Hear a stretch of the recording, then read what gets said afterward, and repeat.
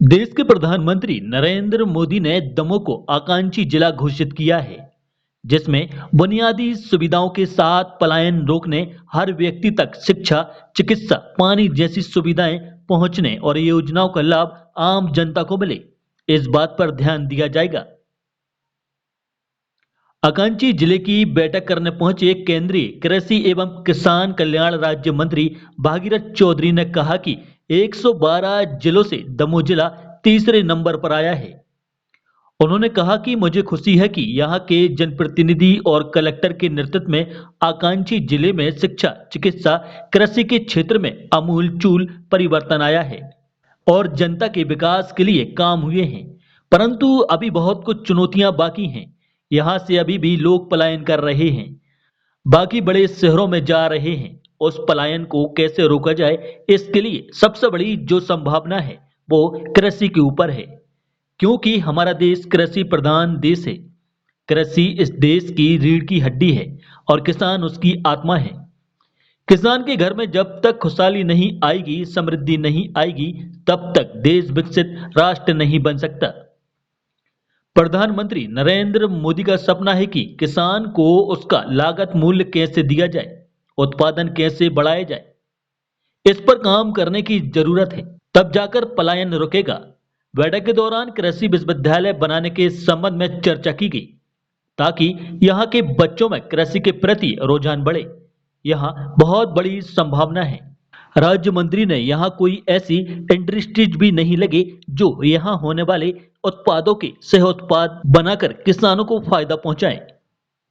मैं आज यहाँ दमोह में इस आकांक्षी ज़िले में यहाँ आया हूँ और नीति आयोग द्वारा ये जो जितनी भी योजनाएं चल रही है, उन योजनाओं का ठीक ढंग से इम्प्लीमेंट हो, नीचे तक आम जनता को उसका लाभ मिले, उसके लिए आज यहाँ कलेक्टर इस जिलाधीश महोदय के सभागार में आज यहाँ बैठक हुई है और विस्तृत चर्चा हुई है कि आखिर ये आकांक्षी जिला है दमोह, और मुझे खुशी है कि यहाँ कलेक्टर साहब के और हमारी जनप्रतिनिधियों के नेतृत्व में इस आकांक्षी जिले दमोह में चाहे शिक्षा हो, चाहे चिकित्सा हो, चाहे कृषि के क्षेत्र में हो, हर क्षेत्र में यहाँ आमूलचूल परिवर्तन हुआ है और जनता के विकास के लिए काम यहाँ हुए हैं।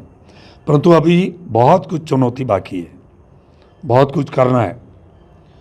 यहाँ प्राय देखने में आया कि यहाँ से अभी भी पलायन कर रहे हैं, बाकी बड़े शहरों में, महानगरों में जा रहे हैं।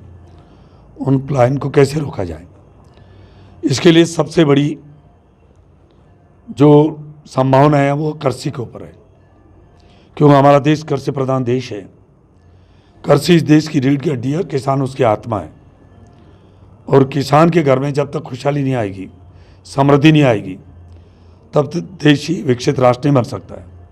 प्रधानमंत्री मोदी जी का ये सपना है और हमारे कृषि मंत्री शिवराज सिंह चौहान साहब का कि कृषि के ऊपर विशेष ध्यान दिया जाए और किसान को कैसे लाभ दिया जाए, उनको उनकी लागत मूल्य कैसे कम की जाए, उत्पादन कैसे बढ़ाया जाए, उसके बारे में भी आज इस बैठक में चर्चा विस्तृत हुई है। और यहाँ क्या क्या दिक्कतें हैं, यहाँ जैसे फंडिंग और ज़्यादा आए ताकि यहाँ हो। कलेक्टर साहब ने कहा यहाँ कृषि विश्वविद्यालय यहाँ बनना चाहिए ताकि यहाँ के बच्चे यहाँ कृषि विषय को पढ़कर वो कृषि के प्रति उनका रुझान बढ़े, और क्यों यहाँ बहुत बड़ी संभावनाएं हैं। और पहले दफे भारत सरकार ने, कृषि मंत्रालय ने मोदी जी के नेतृत्व में मसूर, तुअर और उड़द, इन तीन दलहन फसलों को भारत सरकार 100% जितनी पैदावारी करेगा किसान, उस पर खरीद होगी। ये बहुत बड़ी एक किसानों के लिए एक बहुत बढ़िया अवसर आया है। इस तरह की और कुछ क्या है, शिक्षा में और क्या हो सकता है, यहाँ स्वास्थ्य में और क्या हो सकता है। किसानों के लिए दो या आगे के साधन हैं, कृषि और पशुधन।